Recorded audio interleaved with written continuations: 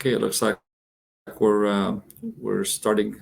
I have about noon Eastern time, so we'll get started. So good afternoon and good morning to all of you that are on the call, especially those that are out on the West Coast. Very much appreciate you joining our discussions this morning and afternoon. My name is Albert Romano. I serve as the chair for the Resilience Community of Interest, the RCOI for short. And I welcome all of you to this presentation that will be given by two excellent speakers that have done a lot of great work in the Hampton Roads area with the Hampton Roads Post regarding sea level rise and the impacts of coastal resilience. So with that, I'd like to also mention that with us on the call today and with me is Jay Manick. Jay is part of the RCOI. He wears many hats for SAME, as many of you know, and Jay has been serving in the capacity of the liaison for the RCOI with the post leaders and the posts across the SAME structure.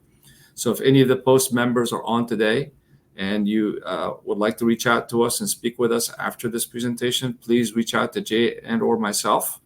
We would love to talk with you and connect on some of the work that you're doing, especially as it relates to sea level rise and the impacts on the coast with the climate change, etc.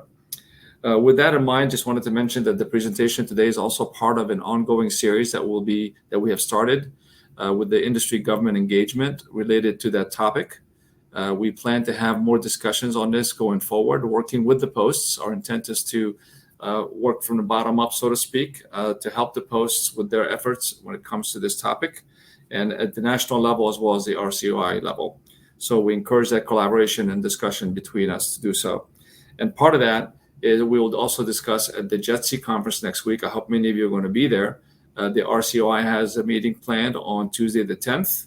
It begins at 10:15 Mountain Standard Time or Mountain Daylight Time. That's local time in Denver, Colorado, or Aurora, Colorado. I hope you can join us. We'll do a virtual session as well as a physical session. So if you're at the conference, please attend with us, and there'll be more discussions about the IGE.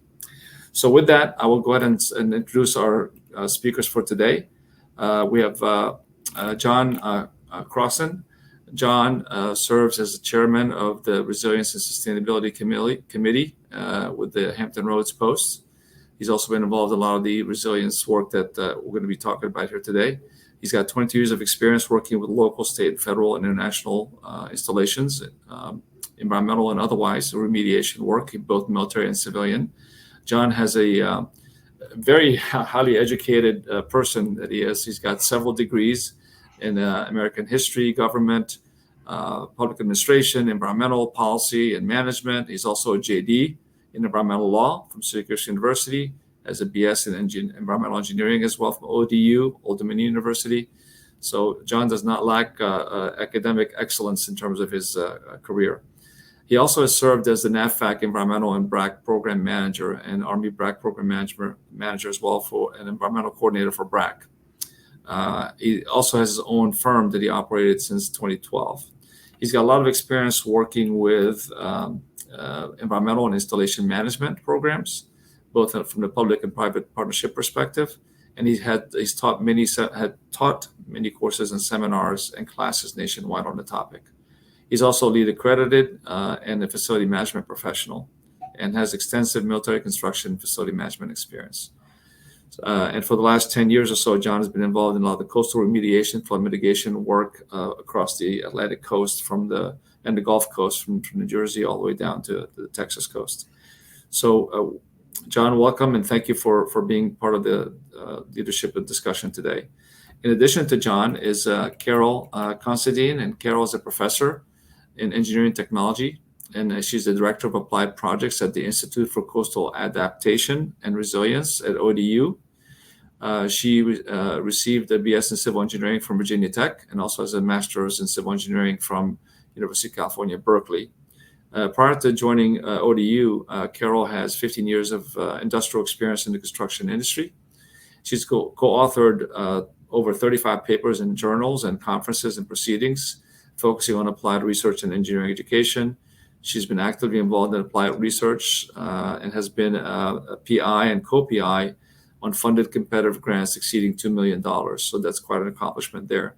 And she has an active service record with the ASCE, where she is a mentor under the ASCE Excellence in Civil Engineering Education Teaching Workshops, and has also served on the ASCE Committee for Faculty Development. So very highly qualified, highly experienced professionals that will be speaking to us about the the coastal resilience aspects of what the Hampton Roads Post has been doing, along with the region and the partners and stakeholders there. So with that, I will stop and I'll turn it over to John to begin the presentation. John? Good morning or good afternoon, folks, and thank you for joining us. And it's my pleasure, Albert, to be here. I'll skip through these housekeeping notes for SAME and get right to our first slide.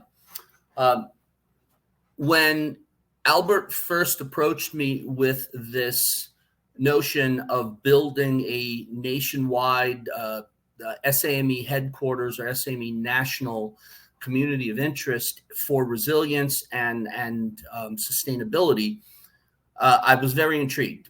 And he wanted to know a little bit more about Hampton Roads and the way that we started within our SAME organization in Hampton Roads. The bottom line is collaboration, but it all started within our, and I keep losing my slides, I'm sorry. It all started within our board, right in our Hampton Roads board meeting. A couple of years ago, we decided that we wanted to really focus on our resilience committee and to enhance it and to bring it out into the forefront and just collaborate and outreach with professional organizations and institutions in our area. We knew we could not do it alone. Well, at our board meeting, my chair of our student committee at Old Dominion University and also at Virginia Tech said, hey, we've got some really bright kids that are part of our student organization. Let me see if they've got some ideas. That started our collaborative outreach efforts right at that moment. Well, it turns out that students that are part of our student chapter at Old Dominion University turned around and said, hey, you need to speak to the folks over at the Batten School of Engineering, in particularly the Institute for Coastal Adaptation and Resilience, which Carol is going to tell you a little bit more about in a moment, and get something rolling with them. So that was actually the greatest bit of advice that anybody could have given us. And it came from one of our students in our student chapter. And so that began our collaborative effort of partnership and reaching out with Old Dominion University. At the same time, we started reaching out to government organizations and nonprofit, non-governmental organizations in our area. The main thing that we learned right off the bat was that we could not do it alone. We could have all of the monthly forums we wanted. We could have all of the monthly talks, the presenters coming in. But if we were just talking to ourselves, we weren't really spreading the word. And we found that there were many industry members of our SAME post in Hampton Roads and also friends of theirs who either had their own businesses, were in industry somewhere in the Hampton Roads area, or were involved tangentially somehow in environmental or just flood mitigation and flood remediation efforts that really wanted to take part in what we were doing and learn a little bit more. So we reached out to the governments of Virginia Beach, City of Norfolk, our local Hampton Roads regional planning districts, our Commonwealth of Virginia, both VDOT as well as VDEQ, Virginia Department of Environmental Quality folks that were stationed around here, and other nonprofit organizations such as the Elizabeth River Project, Wetlands Watch, and of course, our ace in the hole and our 900-pound gorilla partner that is the best that anybody could ever imagine, Old Dominion University. So by bringing all of these institutions together and starting to collaborate with all of them, we started to hear what were their greatest issues. To some, it was encroachment of water. Just, they're losing land, they're losing backyards, they're losing front yards. To others, it was the periodic flooding, which to all of us down in Hampton Roads know any good rainstorm is going to give us flooding. So to those of you that are in drier areas or more elevated areas of the nation, periodic flooding to us means all the time. And there are some areas now that have become so saturated that you could technically call them flooded, even though it's a beautiful sunny day. So listening to all of these folks, we were able to start developing both ideas as well as our path forward and opportunities to engage with one another and to support one another and to move things forward through these collaborative efforts. Without those collaborative efforts, we would not have been able to be where we are now, which is a year into our execution of a large industry government engagement forum, which we held at Old Dominion University for an entire day in collaboration with ICAR and ODU, as well as our own 2.5-hour event that we held at the Westin and other smaller events, each one being filled to capacity because people really are interested in what we want, what we're talking about, and what we are trying to get out in, to spread the word through the entire community, through the region, all the way up to Richmond and anywhere else that people will listen. And so it was through collaboration, and I cannot stress that enough. Outreach and collaboration, talking and listening to potential partners. Not everybody's going to become a partner. Not everybody's going to stay a partner. But talking and listening to all of them, whether they are permanent or temporary, is key to really putting together an organization and an effort that will live beyond you. Our goal, my goal as taking over as chair of the Resiliency Committee, was that what we are doing now, what we have been doing for the past year and a half, will live beyond me. That the next person that steps into the position will be able to keep going because it's bigger than me, and it should be. And I'm going to ask Carol if she would like to say a few words about ICAR before we move on to the next slide. Thanks, John.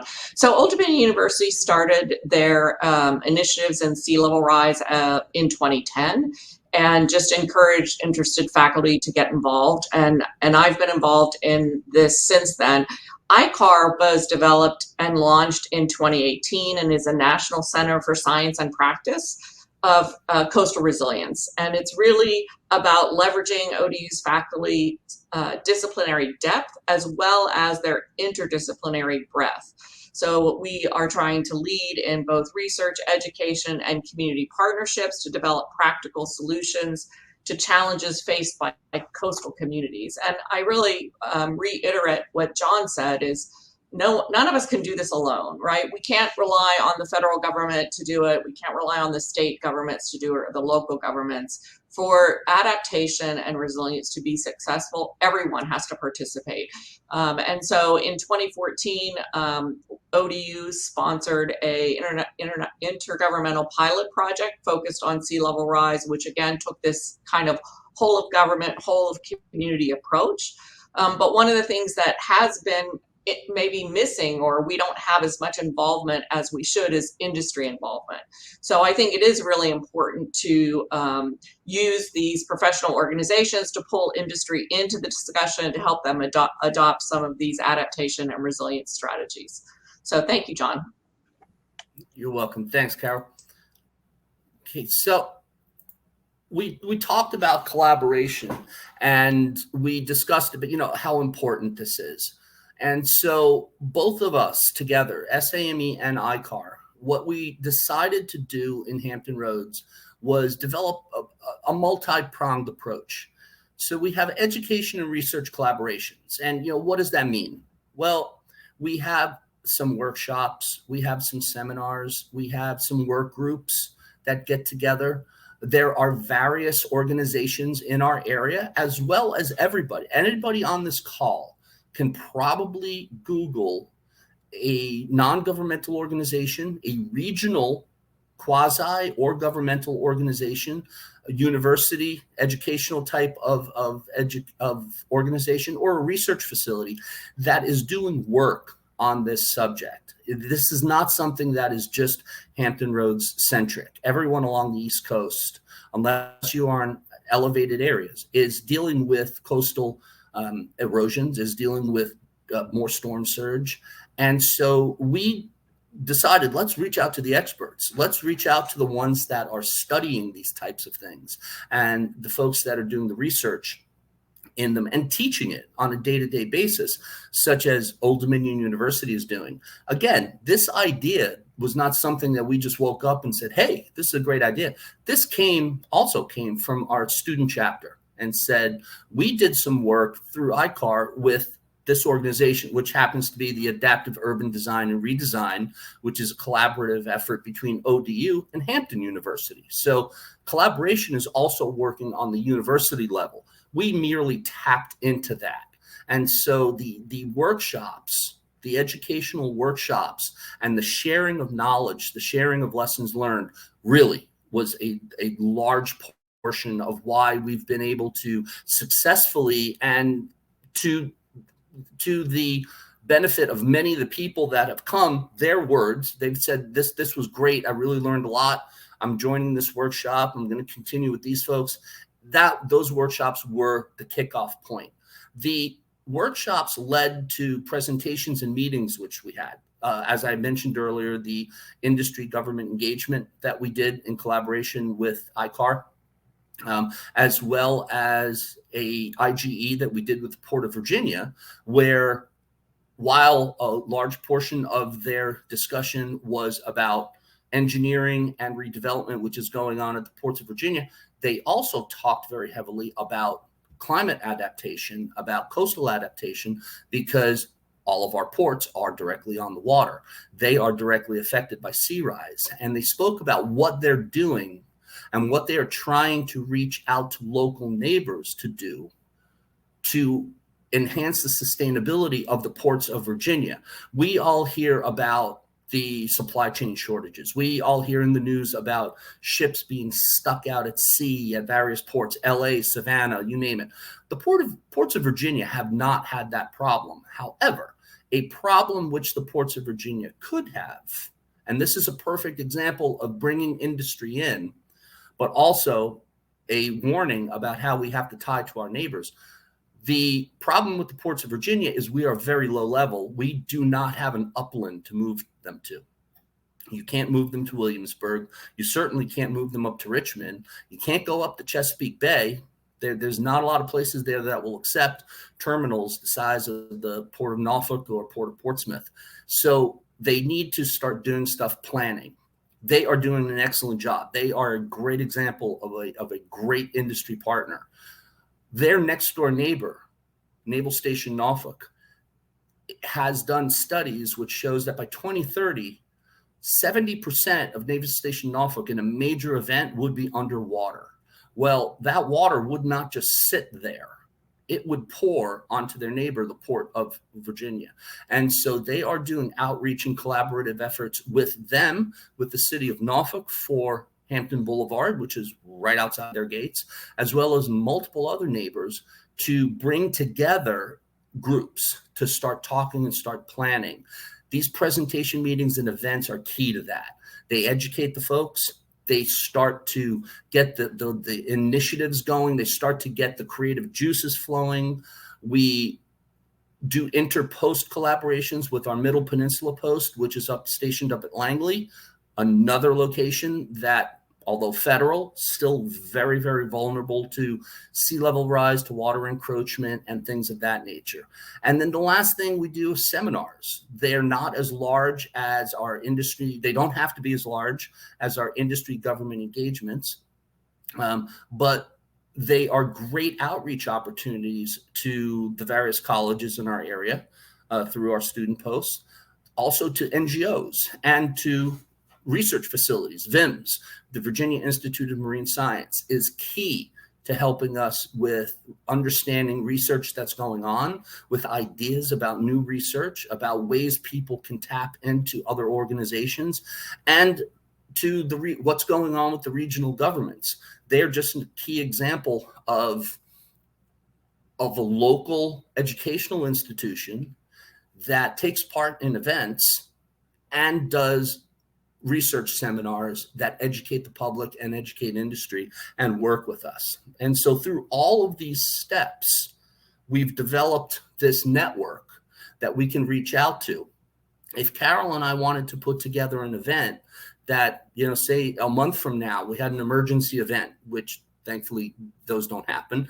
But if we needed to put together an emergency event on this topic, we got a call from the governor. Hey, you guys did a great job last time. I need one in a month. Do it. We could reach out through our network, through all this collaboration that we've been doing, and get speakers within a month that would fill up a roster that would be highly prized by folks attending and be beneficial to all the attendees. Now, before I leave this slide, I need to stress to everyone, once again, this was not overnight. Where we are today is the organic growth over a year and a half to 2 years of outreach, communication, efforts in collaboration, and joining various initiatives and joining various groups all around our region so that we could get to the point where we are today where people start talking. We're not perfect. As Carol said, we have a long way to go. We need to get industry more involved, but each event that we're doing, we have more industry involved. Some of them because they're seeing the effects of what's happening right outside their doors. Others because they're hearing it from their employees. I couldn't get to work today because every single road was underwater.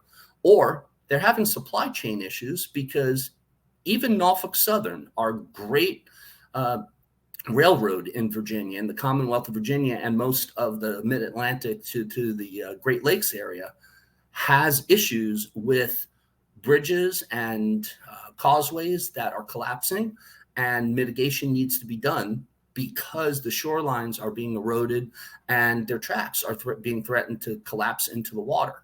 So everybody is touched by this. And as Carol said, the more industry we get involved, the better we are. Now, we touched a little bit about this. I'm going to hand this off to Carol to start talking about the consortium led by Old Dominion University. But of course, if anyone has questions, please post them, and we'll be here through the entire event to answer the questions at the end. Thanks, John. So I think John's point that Hampton Roads is very vulnerable to climate change, specifically sea level rise, is really important. It's a very low-lying area. The average elevation is no more than 10 feet above sea level rise, 10 to 12 feet, about 10 to 12 feet above sea level. So very low lying, and we have some of the highest sea level rise rates in the United States. So it's really important that we start planning now for the future that we will have with water. So this project here is funded by Go Virginia. It was funded in 2021, and you can see it has, it's a two-part project. So we talked about, John mentioned VIMS, Virginia Sea Grant is part of VIMS.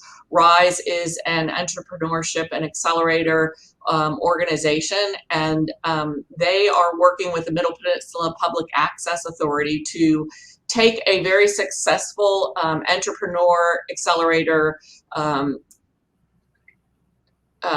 competition that was held in urban Virginia here in Hampton Roads and moving it up to rural Virginia. So this project is really trying to fill the gap of the urban and rural divide when it comes to resilience. And this, the Resilience Entrepreneurship Capacity Accelerator Services, is focused on the rural area. The consortium, which is led by Old Dominion University with the Environmental Defense Fund as partners, is actually focused on businesses in both rural Virginia and urban Virginia here, so the Middle Peninsula area of Virginia as well as Hampton Roads, to try to engage the business community in activities related to adaptation and resilience, because as we spoke about before, we know that this cannot happen by the government alone. We have to get everyone involved. And so this project is really trying to move industry into adopting some adaptation and resilience strategies to make their businesses more resilient to climate in the future.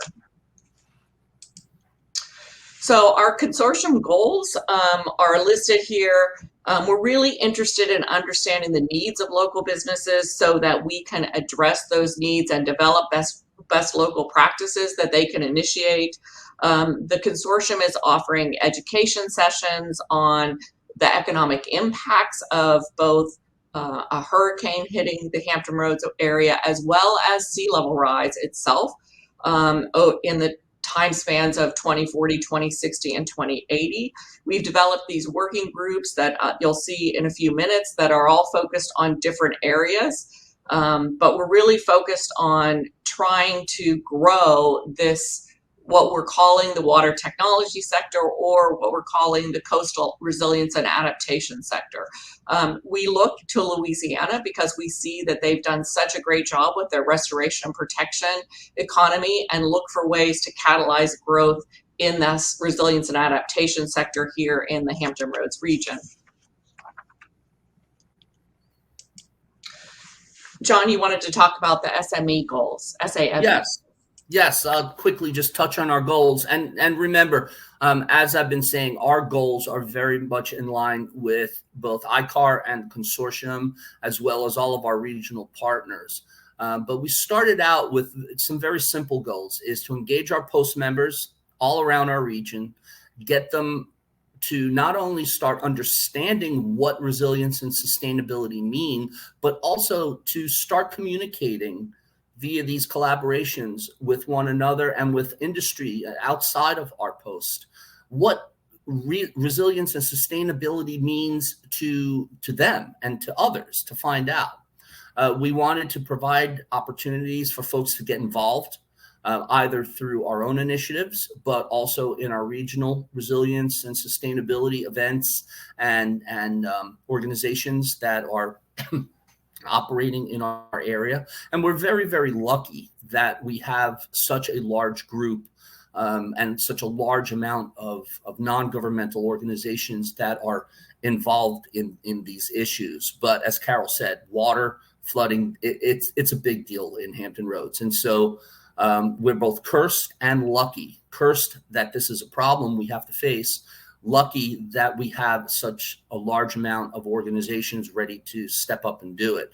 And then the last thing is for us to actually engage with these organizations, with the universities, with the research facilities, with everyone, and to start bringing everyone together so that we can start figuring out what do we need to do to fix these issues? What do we need to do to prepare? Because whether you admit it or not, it's coming. And unfortunately, whether folks admit it or not, it's here. And you can see it on any given day when we have a thunderstorm. We don't need a hurricane. We don't need a tropical storm in Hampton Roads. A thunderstorm puts us underwater. So our goals are simple, but our goals are important to us. And collaboration with ICAR and ODU is our key linchpin in our strategy for moving our goals forward. So what we're trying to focus on in the consortium is, as John indicated, kind of crossing government, business, NGO, professional organization sectors, and bringing people together to work on kind of a whole of government, whole of community approach to sea level rise. So we're focused on working with the chambers, our regional economic development partners, as well as our local, state, and federal government partners. We have many NGOs that are involved. In 2018, the architecture, engineering, and construction industry actually approached Old Dominion University and asked us to consider starting a consortium. But we didn't have funding to do that. And so when we became aware of this opportunity with the Go Virginia grant, we applied to them to support this consortium organization to reach out to industry and bring them into the discussion and try to clarify kind of what is the type of work that's happening in this region, and then also propel the region forward. Let people outside the region know what we are doing here, so that our industries have more opportunities, but also that we're seen as a community that's very proactive in terms of climate change. So as part of the Go Virginia grant, we expanded the industry sectors beyond just engineering, architecture, and construction to include maritime, real estate, logistics, manufacturing, aquaculture, forestry, and of course academia. And you can see that all of these different industries are going to have different concerns related to climate change. I think John's point of the transportation systems in Hampton Roads, not just the road networks, but the rail networks and their vulnerability to sea level rise, can impact these logistics companies. And so we really want to understand what their needs are, and then what tools or what best practices can we bring forward to support them in their journey towards adaptation and resilience. And I think the point that John mentioned, that it's taken some time to develop this, I think that obviously ODU is a lot more aware of the impacts of climate change because we've spent so much time thinking about it and doing applied projects and looking at the impacts. But a lot of industry sectors don't, you know, they're trying to solve their everyday problems. And if the road isn't flooded, then that's not one of their concerns right now. But we're really trying to have companies take a more forward-looking approach and incorporate these resilience and adaptation strategies into their facility planning, and so that they can prepare for this flooding. That it's slow, except when there's a storm, but otherwise the sea level rise changes are very slow. But we need to prepare now for that future with more water. And we are seeing a lot of work here in both our state government just finished the Coastal Resilience Master Planning process last year. That's available online. They have a great portal that's available that anyone can go in and look at the impacts of flooding. And then also we are seeing the cities be very proactive. The city of Virginia Beach just passed a $500 million stormwater bond initiative to improve stormwater systems in the city to mitigate some of the impacts of flooding. And we are also seeing the city of Norfolk move forward with one of a U.S. Army Corps of Engineers project, which is their flood wall protecting the downtown area. So we do see a lot of activity in the Hampton Roads region and people being proactive. So the consortium project itself launched in April of 2021, and thanks to the partnership with SAME, John and I met, I think, in the summer of 2020, right before this project launched, and he expressed the interest that SAME had in this topic. And so we've really kind of worked together to build both these workshop opportunities, but also to get this participation in the consortium. So we currently have 56 member organizations participating, and you can see that they're spanning both government, industry, economic development, and we have 4 working groups, which I'm going to talk about in a minute, and we have 120 members of those working groups. So we have people that are participating in multiple working groups, and we have participation of multiple people from from the same companies. But there's a great interest in this in the region, and I think it's because of the collaborative efforts that have been put forward by both Old Dominion University as well as industry organizations like SAME. So these are our consortium working groups. Our steering committee is really focused on helping us develop a continuity strategy. We have actually a presentation next week by gentleman, Scott Fitzpatrick from the Coastal Builders Coalition down in Louisiana, and he's going to talk about how they've built that restoration and protection economy down there to help us kind of understand what are some of the strategies that we can use to move forward. We have our local best practices group, which is really looking at what are the industry needs to adapt and become resilient. We've developed some strategies for working waterfront businesses. We're also developing strategies based on the Coastal Community Design Collaborative that was mentioned by John earlier for development and new construction. And then we're also looking at these infrastructure investment opportunities. There's a lot of funding out right now from the Building a Better America programs, and that money's going to last for 5 years. So we need to find the right projects, and we need to go after that funding now. And so that's kind of an important part of helping the region become more successful. And one of the focus areas there are the joint land use studies that have been done. We've had 3 of those done in the region at Hampton. We have a joint Norfolk, Virginia Beach one, and we have a joint Chesapeake and Virginia Beach one. I'm sorry, Chesapeake and Portsmouth one. And so in each of those, they've identified projects. The Virginia Beach, Norfolk one actually ranked projects in order of importance. The Chesapeake Portsmouth one did not rank them in order of importance, but most of those projects are actually in Portsmouth, and Portsmouth has kind of identified which ones are most important to them. I think the resources and capabilities working group is one of the most important to kind of to highlight the work that's being done and to help support growth in this sector. And so we're really getting ready to put out an RFP for a web portal to have access for anyone who wants to come in and get our best local practices, but also to understand all of the opportunities that we have for education and working group seminars, collaboration seminars. And our Talent Gaps group has not met in the first year. It will actually meet in the second year. I want to thank you for listening to us. And I guess right now we've provided our contact information, but I think we're ready for questions. Is that right, John? Yes. Thank you both. And as folks are trying to put their questions in the Q&A area, so anyone that has any questions, please put them in the Q&A tab. In the meantime, John and Carol, thank you again very much. This is very informative. You talked about the fact that it takes time and effort to get something like this started, but once you get started, then you can get a lot more folks engaged, and then they can build on that. If you were to give some general advice to some of the other posts that may be starting to or have started to do some work around the whole area of coastal resilience and dealing with climate change and particularly sea level rise impacts, what additional advice would you give them in terms of how to best coordinate or how to start this effort and the way to work through the SAME organization structure, perhaps even through the consortium that you mentioned, Carol? What advice would you give some of those posts in terms of getting started if they haven't done so already?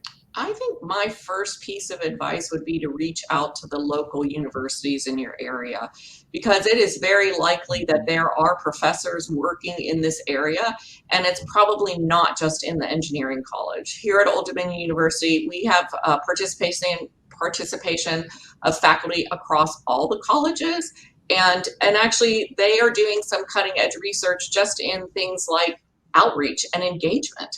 Right, so partnering with a university for their expertise, I think, can really help, but it can also let you know what's happening in the region.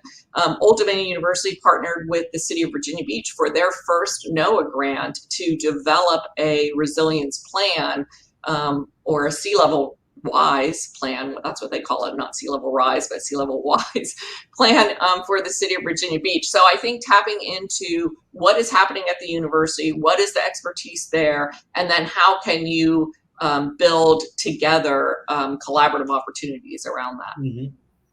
And Alberto, building on what Carol just said, from inside the SAME organization, the advice I would give right off the bat is identify a person to be the chair of the resiliency committee. That's your first thing you need to do.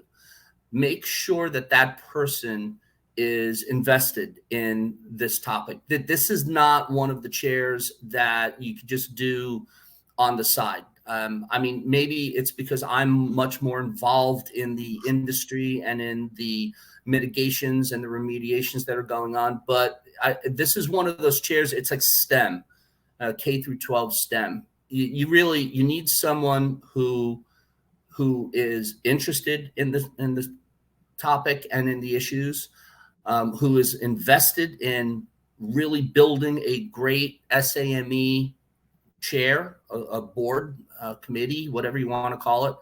And then at that point, then start reaching out to your board members, because like I said, many of the great ideas that came to me came from other board members, and then reaching out to the universities, to the research institutions. I was absolutely flabbergasted by how many different organizations in the Hampton Roads area are doing various pieces of research, study, and education on this topic for us. And also how many of them are working together to, to come to solutions, to come, to identify the issues, to identify what we think the issues actually are. That's something else that I would caution folks. Don't assume the definition of something. Sustainability is a very different term, has a different meaning to different people.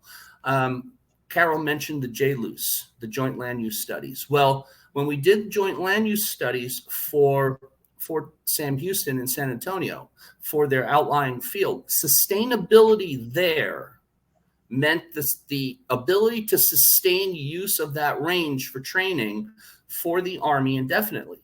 Sustainability to the Virginia Institute of Marine Science means the preservation of the ocean and the sustainability of the oceans to maintain our sea life and seafood, which is such a precious commodity for a large portion of our population. So sustainability means different things to different people.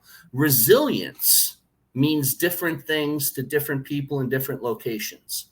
Resiliency in Hampton Roads has to deal with water. That is our biggest issue, water. We are water. Well, Savannah doesn't, low-lying areas of Savannah, yeah, they're vulnerable to water, but the large majority of the city is not. They don't have the issues that Hampton Roads does. Like Carol said, 6 to 12 feet above sea level. In some places, you're talking 6 to 12 inches. I have a house out on Sandbridge, which is a part of Virginia Beach, but we're our own little community. We're a barrier island out there.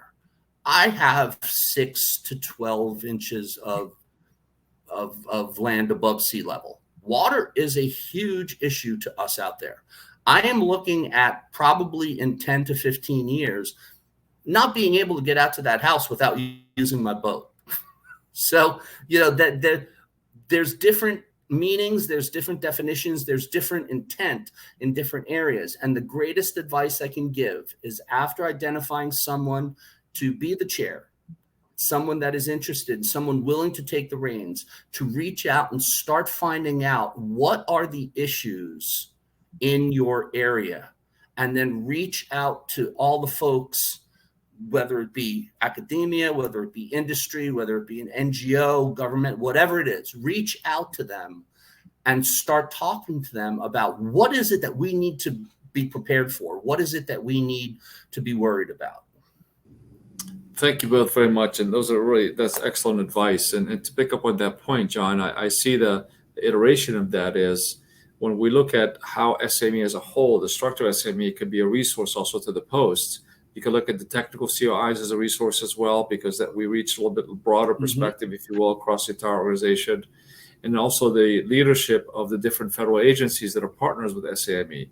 And they also are very engaged. You got the Corps of Engineers is very, very engaged in this area. Some of the civilian agencies and DHS. There are many other organizations that are partnered with SAME that also could be a resource for some of these activities. So it does have a large swath of availability of resources. You just have to have someone, as you said, like you said, be that leader to get started and reach out and go in that direction. We're also trying. And I would add one more thing, if you don't Please. mind. You were mentioning about the National SAME organization. That is a great resource. All of the organizations that are involved with the National SAME is a great resource. But again, I need to caution folks to go back and think locally, think regionally. I love that saying, think globally, act locally. Because if we're talking about Camp Lejeune in North Carolina, I'm talking about water encroachment, flooding, hurricane damage, devastation from flooding, all of that. If I'm talking about Camp Pendleton out north of San Diego in California, I'm talking about a lack of water and also wildfires. So both of them are something that you need to be concerned about, and both of them are something you need to prepare resiliency for and sustain yourself for. But they're two diametrically opposed things. You use the same ideas that we have laid out here, the same methods, the same initiative, but you're talking about two separate, diametrically opposed types of disasters that could happen to your base or your community. Absolutely. Yeah. And I think, I'm not seeing any questions. For some reason, I'm not seeing any questions in my tab. So it could be that I'm just having some issues here. But if there are some, Carl or Jay, that you're seeing, please jump in and ask. I'll just ask a couple more follow-up questions if you all don't mind, John and Carol. One of the things that we are looking at as it relates to this issue of the coastal resilience, and specifically when it comes to the climate change that the sea level rise impacts, is the impacts that could have on facilities as well as the communities. So you talked about installations along the coasts that are vulnerable, potentially vulnerable, not just to the activities associated with the rise, but also the changes in the sea profile that affect also the strength of the hurricanes or the strength of the storms that may be coming through, and so forth and so on. So there's definitely an increased potential vulnerability to the intensity levels of these storms and these activities associated with the ocean. To that end, we need to look at it both holistically at a community and regional level, as well as the actual physical infrastructure that exists there. And those are different strategies to some extent that could come together at both at a community level as well as an infrastructure level, especially if the private sector owns all that infrastructure that exists in those areas. So one of the things that I ask both of you is that you mentioned it, Carol. You did talk about the impact on transportation systems, on utilities and power and so forth. Because it's such a large area to focus on, what are some of the ways that you can prioritize looking at that infrastructure piece? One thing we talked about is looking at federal buildings, for example, the exposure of federal buildings in those areas to potential harm, whether they're federal, civilian, or DOD or military, kind of in that umbrella. What are some of your thoughts about how we address the issue of the infrastructure vulnerability as it relates to sea level rise and impact of ocean and changes and climate changes? So I think one of the things that is really important, and why, I really think that the states and the federal government in some ways need to take a lead. The states need to identify what critical infrastructure is most important to them and what actions need to be taken. And actually, here in the Hampton Roads region, the HRTPO is actually doing that. They're looking at the impacts to the transportation system in Hampton Roads. What are the priority projects based on those impacts, and moving those projects forward. And then I think the state also, the Commonwealth, took a huge step forward with their Coastal Resilience Master Plan, where they really looked at what are the impacts, allowing people to go see what the impacts are to their community, and then asking for projects to be submitted that showed kind of where they wanted to go, what resilience projects that needed to be taken care of so that they could be prioritized at the state level. While the final plan did not prioritize that infrastructure, I think that will happen in the next step, which I think is really important. So I think cities have to kind of look within themselves where they can make changes, improvements, what they should focus on. But I think a regional approach like the HRTPO is taking with the transportation system is a really important thing. And I think the JLUS projects, the joint land use studies that were done here in Hampton Roads, where we had multiple cities working together, are really important. The City of Virginia Beach here also just got some funding from the U.S. Army Corps of Engineers, but when they went out to get that funding, they specifically asked if it could be a regional study rather than an independent city study. So I really think that we need to be kind of thinking on this regional scale and prioritizing projects in that way. And I would say that we are doing that with our transportation systems, but we may not be doing that with some of our other power or cable or other infrastructure systems. Another thing that we saw the Commonwealth of Virginia take a lead on is that they actually passed an Executive Order 45 here in, I think it was 2020, which required that all state-owned buildings actually have a specific, consider sea level rise in their freeboard requirements. So that was a huge step forward in the state in thinking about how they wanted to protect the buildings that they're building here, and the federal government has done the same. Excuse me, they actually have freeboard requirements for federally owned buildings that are also in the 100-year floodplain. So I think that we really need to kind of have this organized approach. I think that the government has to lead in some of that, and then I think that we have to have the industry support behind it. Mm-hmm. Yeah, and I would add on to that. She's exactly right on target. Robert, and I cannot think of his name, Professor Robert. He's the professor of economics at Old Dominion University. Robert McNabb. McNabb, that's it, Robert McNabb. Talking about the multi-dimensional aspects of this, and to your question about economics, regionally, we need to prepare, because he did studies and compared the Hampton Roads area to New Orleans after Katrina, and the devastating effects both on the local, state, federal, as well as community and industry sectors. The Hampton Roads area with a Category 1 right now. We don't need a Category 5 like Ivan. We need a Category 1 like Isabel was. To hit us directly, it would be in the hundreds of millions, if not billions of dollars in lost economic revenue. That's just revenue. Damage would be in the billions. On top of that, the loss afterwards, which he called the trickle-down loss, would be devastating, because, and most likely, the federal government may relocate resources to an area that they would not have to rebuild every few years. And so that would be an economic hit to our area. Transportation, as Carol mentioned, would take a devastating hit. Without a regional plan to improve and to be prepared with our transportation network, about 80% of our transportation network, rail and road, would be underwater with a Category 1 strike. So we're talking about a multi-dimensional effect, a multi-dimensional need for planning, and a multi-dimensional need for initiative and execution to avoid all of that. Well, the way that you both have answered the question is phenomenal, because it does bring up the complexities that exist, but also the opportunities that go with that to make a difference on a regional scale and approach it back to your point about it's local and it's regional, but you still need some national leadership to be able to get that consistency and get that funding and offer some of the support needed to address those issues, which many of the localities may not be able to address by themselves, whether it's funding or resources wise. And that's why we started off with this discussion today, that our SAME posts, the greatest thing that they can do, the greatest gift they can give themselves, if they wish to start an initiative like this at the post level, is to reach out and start collaborating with your regional folks, no matter who they are, because you can't do it alone.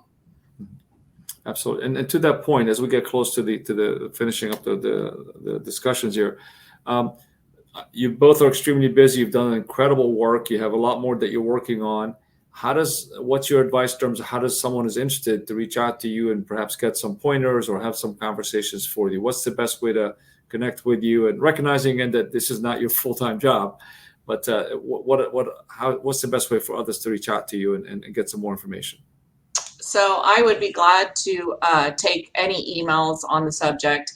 I just noticed that phone number on the slide is incorrect for me, so do not use that phone number. And I'll actually go ahead and I think I have access to the chat. I'll put my phone number in the chat. I'm also willing to take a phone call. So more than willing to talk to anyone about this topic and to help them find a path forward in adaptation and resilience. One of the things that kind of I've always thought about throughout my entire career is when I move into a new subject, I like to think about it as pulling on strings, right? And you know, you're reaching out to different organizations, and not every organization that you talk to is going to be a productive conversation, but you're going to get one of those strings to lead you down a pathway that really opens those connections and helps you make those connections and move forward. And one of the things I love about being on this call with John today is you can see the passion that he has about adaptation and resilience, and I'm also very passionate about it. And when you get two people in a room that are passionate about the same thing,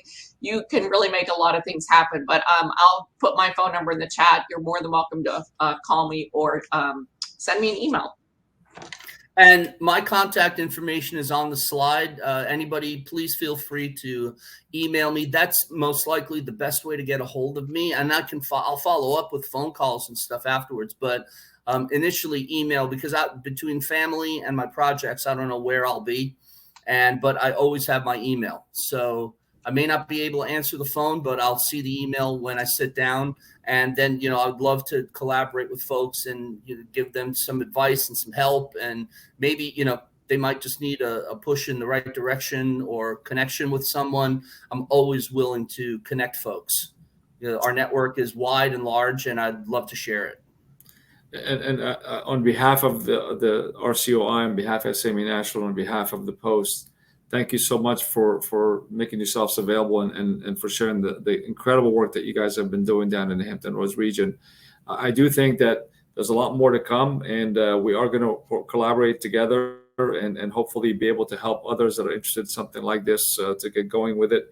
And the other thing I want to leave everyone on the call with is that these are not activities that start and stop easily. There's always continuous work to be done, and if we could just make a small difference each time we do something like this, we're all going to be better off. So we don't have to take on the entire insurmountable piece of trying to address climate change across the board in every region.